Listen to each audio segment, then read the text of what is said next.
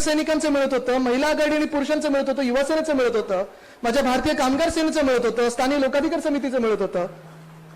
एवढंच नाही, नुसतं शिवसैनिकांचं नाही तर तुम्हाला अगदी एवढं पण सांगतो की आता नोव्हेंबरमध्ये जेव्हा मी स्कॉटलंडला गेलेलो COP26, तिथे पण महाराष्ट्र सरकारचं कौतुक चाललेलं. धारावी मॉडेल असेल, मुंबई मॉडेल असेल, वरळी मॉडेल असेल, महाराष्ट्र मॉडेल असेल, प्रत्येक जण आपल्या महाविकास आघाडीचं आणि मुख्यमंत्र्यांचं कौतुक करत होतं.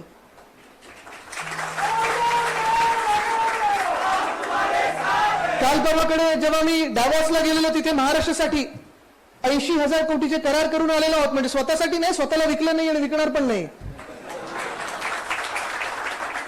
मी काही IPL मधला खेळाडी नाहीये जे असे बोली लावून स्वतः पळून गेलेले आहेत.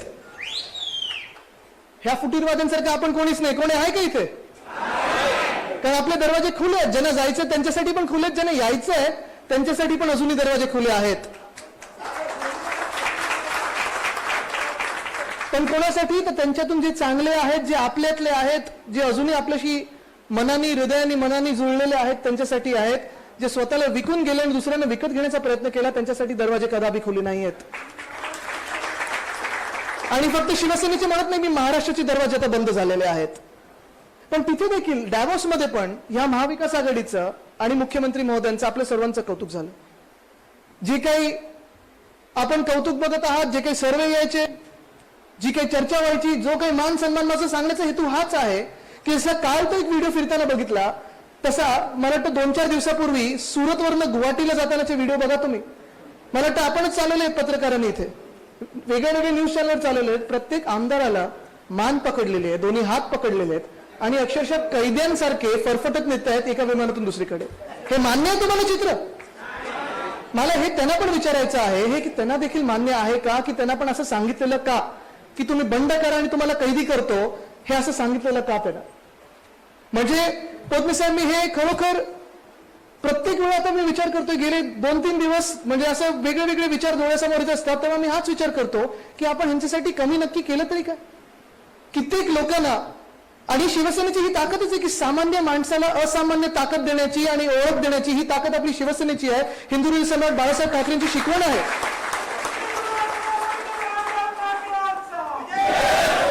पण आता जेव्हा व्हॉट्सअप येत आहेत, अनेक व्हॉट्सअप येत आहेत, कोण टपरीवर बसायचा, कोण रिक्षा चालवायचा, कोण काय करायचं, हे कधीही आपण बघितलं नाही. उलट हीच आपली ताकद आहे की ज्याला आवाज नाही, ज्याला ताकद नाही, त्याला ताकद देणं ही शिवसेनेची ओळख आहे. आणि असं आपण काम करून दाखवलेलं आहे. पण आपण कुठून आलो, कुठे पोचलो, कोणी दिलं हे सगळं, कशामुळे मिळालं, कोण माझ्यासोबत होतं, हा जर विचार करायला लागले तर मला खात्री आहे की त्यांना पण स्वतःला आरशात बघायला देखील लाज वाटेल अशी त्यांची परिस्थिती आज झालेली आहे.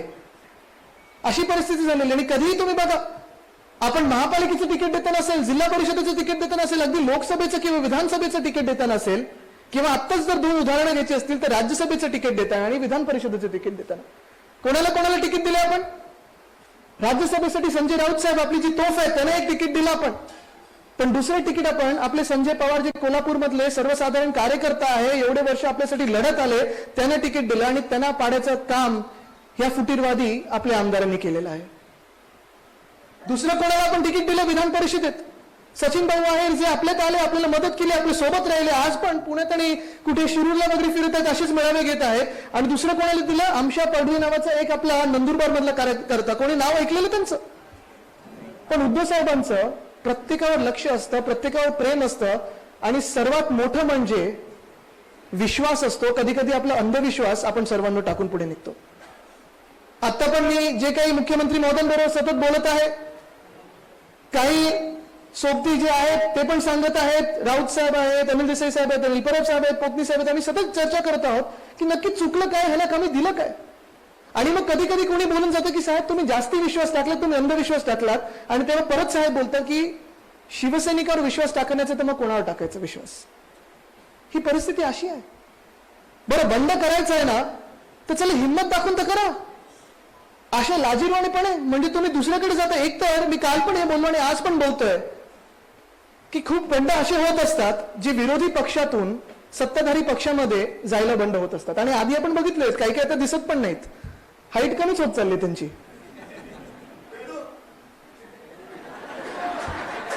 नाही जाऊ दे, तर मला कंटाळा आला, तेवढे व्हॉट्सअप फिरले त्यांच्यावर, त्यांना पण कंटाळा आला असेल. पण हा पहिलासा बंड आहे जिथे सत्ताधारी पक्षातून विरोधी पक्षात बसण्यासाठी आणि तिथेच बसणार किंबहुना आत येणार नाही ह्याची काळजी आणि दक्षता आपण कायद्यातून घेत आहोत अशी समोर बसायला गेलेले आहेत. तुम्हाला सांगतो आकड्यांचा खेळ अजूनही कसाही दिसत असेल, म्हणजे आता टीव्हीवर दिसेल 35 आमदार 40 आमदार, जरी प्रत्येक आमदार तिथे गेला तरी विजय हा शिवसेनेचाच होणार ही मी तुम्हाला आज खात्री पटवून देत आहे.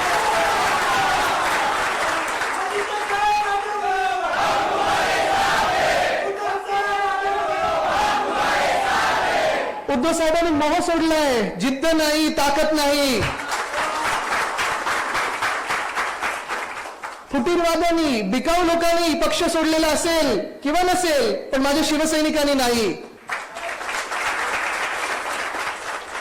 आणि जोपर्यंत शिवसैनिक म्हणून आपण सगळे एकत्र काम करत आहोत, उद्धव साहेबांचं जे काम 2.5 वर्षात केलेलं आणि पुढचे देखील 25 वर्ष आपण बघणार आहोत, ते काम जर बघितलं तर नुसतं आकड्यांमध्ये सत्ता नाही तर प्रत्येक ह्या देशाच्या नागरिकांमध्ये, त्याच्या मनामध्ये, हृदयामध्ये आपण सत्ताधारीच आहोत ही भूमिका आपल्याला आता घ्यायची आहे.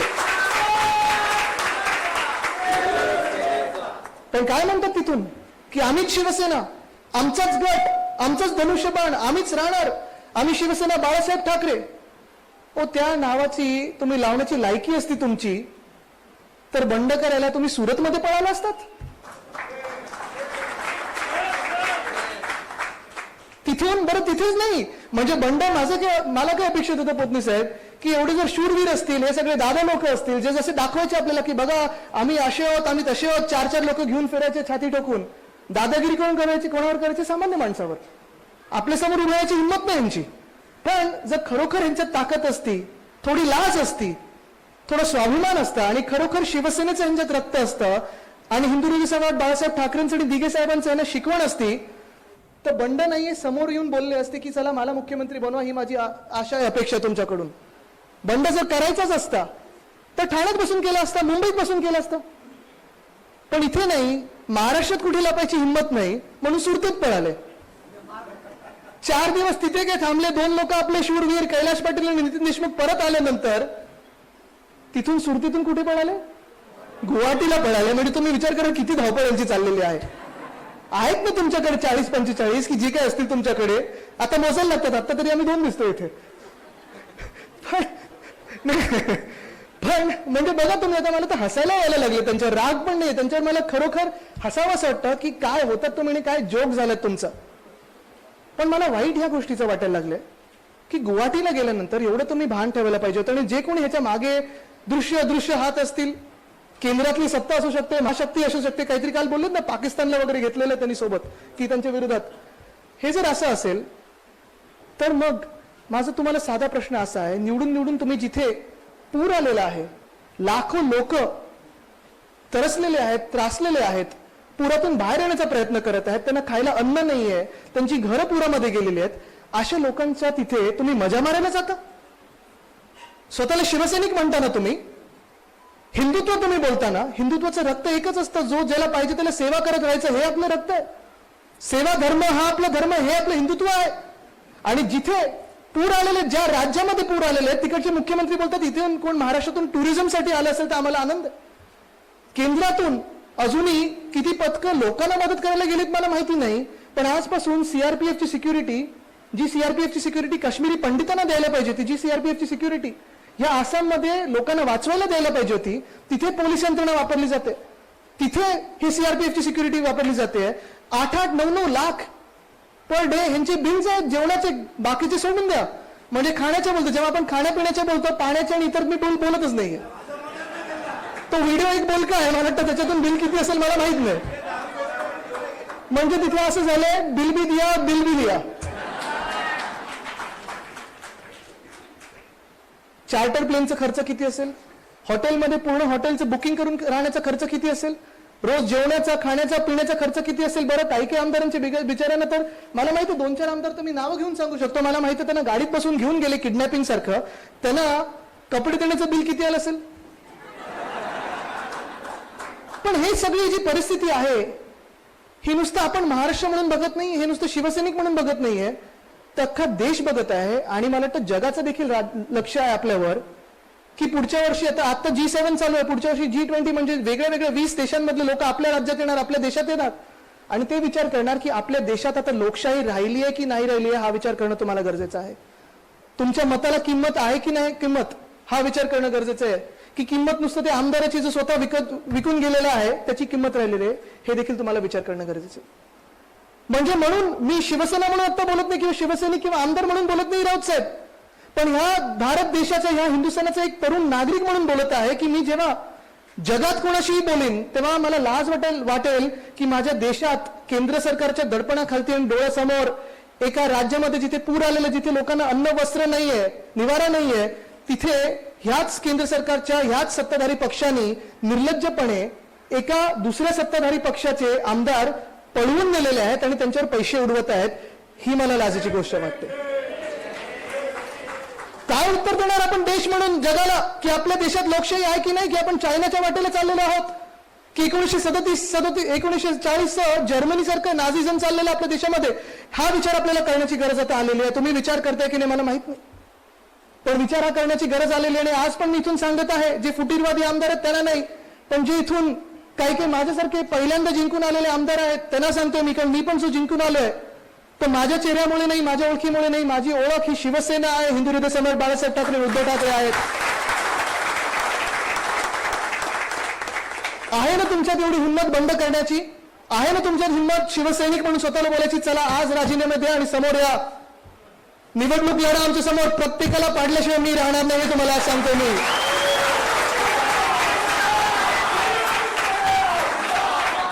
जात आपल्याशी आहे.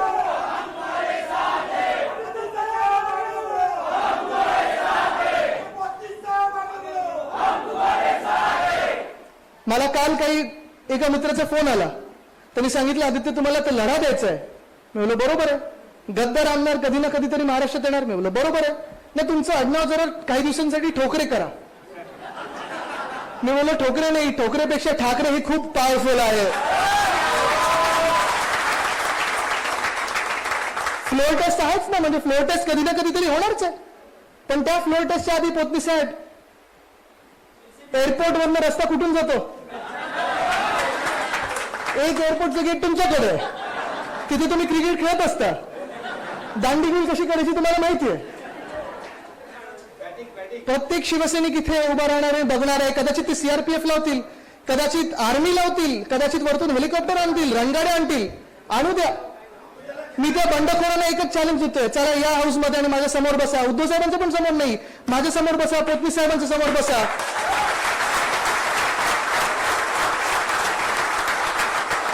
ह्याच्याहून पुढे जातो मी, आम्ही काही करणार नाही. हाताची घडी ओठावर बोट, पण डोळ्यात डोळे घालून बघणार आहे आणि मी बोलणार आहे काय कमी केलं तुम्हाला सांगा, तुम्ही कोणाच्या नावावर जिंकून आलात ते. प्रचाराच्या यांची चोचली बघून घ्यायची, तिकीट देताना यांची नाराजी काय असते ती बघून घ्यायची. आमदार झाल्यानंतर कोणालाही मी अजूनही तुम्हाला सांगतो, प्रत्येकाचा लेखाजोखा घ्या तुम्ही. जे आता सांगतायत ना की ह्या युतीमध्ये आम्हाला कमी फंड मिळाले, ह्या युतीमध्ये आमची गळचिपी होती, ती हेच आमदार जे होते. एकांचा तर परत व्हिडिओ, ज्यांचे नेते आहेत त्यांनी कल्याणमध्ये राजीनामा दिलेलं ते पण माहिती आहे नाट्य काय झालेलं. आता तिथे गळचिपी व्हायची, तर इथे गळचिपी होते. म्हणजे ज्याला महत्वाकांक्षी एवढे राक्षसी आहेत त्यांना गळचिपी कुठेही होऊ शकते. पण पोतनी साहेब तुम्ही पण आमदार राहिलेले आहात वर्षानुवर्ष. मला वाटतं विनायकराज साहेब आपण पण विधान परिषदेत होतात. ते दिवसांचे तुम्ही मला फंड सांगा की 15 वर्षात किती फंड मिळायचा आणि आता मुख्यमंत्री उद्धव साहेब झाल्यानंतर किती फंड मिळालाय. अमाप पैसा मिळालाय प्रत्येक मतदारसंघामध्ये. आणि ठीक आहे, पैसा तुम्हाला मंत्र्यांच्या मार्फत येतो, त्या खात्यातून येत असतो, तिथून फंड येत असतो. पण आम्ही जे काही फंड देतो हे आम्ही उपकार नाही करत, हे लोकांच्या कामासाठी आपण जनतेचा पैसा देत असतो. हा स्वतःला विकून घ्यायला आणि विकून द्यायला पैसा नसतो, ही लोकांची काम आणि सेवा करण्याचा प्रश्न असतो आणि प्रयत्न असतो. हा प्रयत्न असतो आपला. अनेकदा असं होत असतं की प्रसंग वेगळे वेगळे येत असतात. कधी ईडीची फाईल असेल, अजून काय काय असेल. 2-4 लोकांनी फोन करून सांगितलं की आम्ही लाचार झालो, आम्हाला काही बरं नव्हतं, आता आम्ही तुमचेच आहोत. म्हणलं आता तुमचेच आहोत म्हणजे तिथे जाऊन काय बोलणार. पण दुःख काही गोष्टींचं मला अजूनही वाटतं, कारण अजूनही मला विश्वास बसत नाही की प्रकाश सुर्वेसारखा माणूस तिथे गेला असेल, मनाने तरी गेला असेल. पोतनी साहेब तो माझ्या ऑफिसमध्ये रोज बसायचा, प्रत्येक काम त्यांचं मी केलेलं आहे. रस्त्याचं काम असेल, फुटपाथचं काम असेल, SRA चं काम असेल, फॉरेस्टचं काम असेल, थेट मला मेसेज करायचे आणि सांगायचे आदित्य दादा हे काम करायचं, आणि मी सांगायचं डन, केलं, उद्या बघा. कुठेही खोटं काम केलं नाही. रस्त्यावरचं काम असेल, मी प्रत्येक ठिकाणी उद्घाटन करून आलेलो आहे. दिलीप मामा लांडे असेल, परवाकडे तर तो ते हातात हात माझ्या वर्षात घेऊन रडलेले आहेत. नाही पण परवा माझ्या हातात हात घेऊन रडलेला माणूस जाऊ कसं शकतो? परवा पण पैसर नदीचं त्यांनी काम आणलं. 100 लोकांना चावे वाटप करायचं होतं. म्हणलं लांडे बाबा 2 दिवस थांबा, आपण ते काम पूर्ण करून देऊ. मिठी नदीचं काम असेल, कित्येक काम. भुमरे, संदीपान भुमरे हा माणूस, तुम्हाला माहिती कसे आमदार झाले, कसे मंत्री झाले? 5 टर्म हे आमदार होते. जेव्हा मी जनआशीर्वाद यात्रेत त्यांच्या मतदारसंघात गेलो आणि आज जर ते माझं भाषण ऐकत असतील तर त्यांनी तो प्रसंग आठवावा, सांगावा मला की मी खोटं बोलतोय. जेव्हा मी तिथे गेलो, असंच तिथे थोडं उघड्यावर भाषण चाललेलं आणि समोरून एक शेतकरी मामाने मला सांगितलं की साहेब, बोंबे साहेबांना 5 टर्म झाले, आता त्यांना मंत्री बनवा. मी बोललो चला डन, मी साहेबांना जाऊन सांगतो की मंत्री बनवतो. मग दुसरे मला बोलले की पण राज्यमंत्री नाही, कॅबिनेट. मी बोलले ठीक आहे डन, मी जाऊन उद्धव साहेबांना सांगतो, त्यांना निवडून द्या. सगळे बोलले हो. तिसरे मामा उठले, ते बोलले पण खाता, मी खात्याचं बनवू नका, ते मुख्यमंत्री महोदय ठरवतील.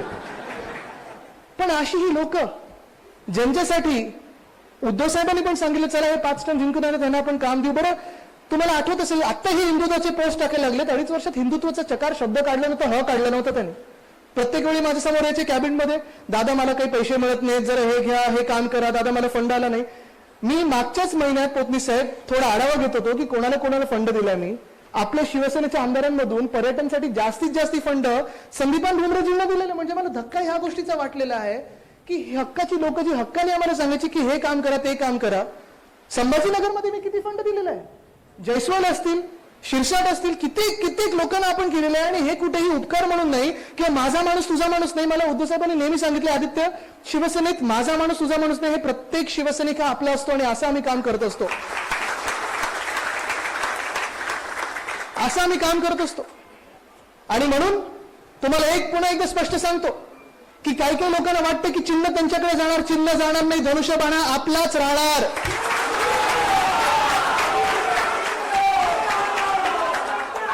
शिवसेना पक्ष आणि पक्षावरचं प्रेम हे आपलंच राहणार. आणि तिसरी गोष्ट तुम्हाला सर्वात महत्वाची सांगतो, जे काही फुटीरवादी तिथे गेलेले आहेत त्यांना वाटतं गटबीट बनू शकतात, हे खोटं बोलतायत. तुम्ही कुठच्याही वकिलाला जाऊन विचारा, माझं तुमचं चॅलेंज आहे, तुम्हाला चॅलेंज देतो मी. हे ना 2च पर्याय आहेत, एक तर प्रहारमध्ये विलीन हो, नाही तर भाजपमध्ये विलीन व्हा. म्हणजे स्वतःची ओळख पुसून टाका. आमच्या समोर आज नाही तर उद्या हे डिस्क्वालिफाय होणार म्हणजे होणारच, आणि प्रत्येक मतदारसंघात मी जाऊन पाडणारच. मी तर शपथ घेऊन निघालो की ना परत विधान भवनाची पायरी बघू द्यायची नाही. तुम्ही देणार का? ताकद कोणाची? हे आपल्याला दाखवून द्यायचं. चला मी पुन्हा एकदा तुमच्या सोबतीने आणि साथीने त्याला चॅलेंज देतोय. खरोखर हिंमत असेल ना, आज राजीनामे द्या आणि निवडणुकीला सामोरे या. आम्ही तुमच्या समोर उभे राहतो आणि प्रत्येकाला पाडतो. धन्यवाद. जय हिंद, जय महाराष्ट्र, वंदे मातरम.